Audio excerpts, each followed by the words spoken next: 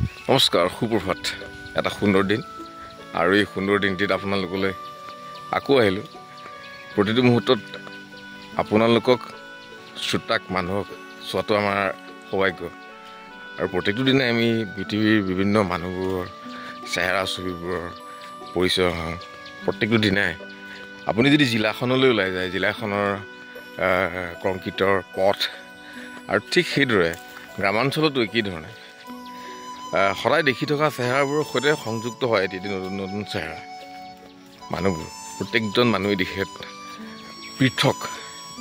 এই যে কথাবোৰ কৈ আছোঁ, আচলতে ইয়াত এক মনৰ অভিব্যক্তি। এই অভিব্যক্তিক সন্তুষ্ট কৰি সদায় মানুহ সুখী হোৱাৰ পণ ৰাখিব লাগে। মনৰ অভিব্যক্তিবোৰ বিভিন্ন হ'ব পাৰে আৰু সেইবাবে আমি আত্মসন্তুষ্ট লাভ কৰিবৰ কাৰণে শ্ৰোতাৰ সৈতে মিলি থাকিব লাগে।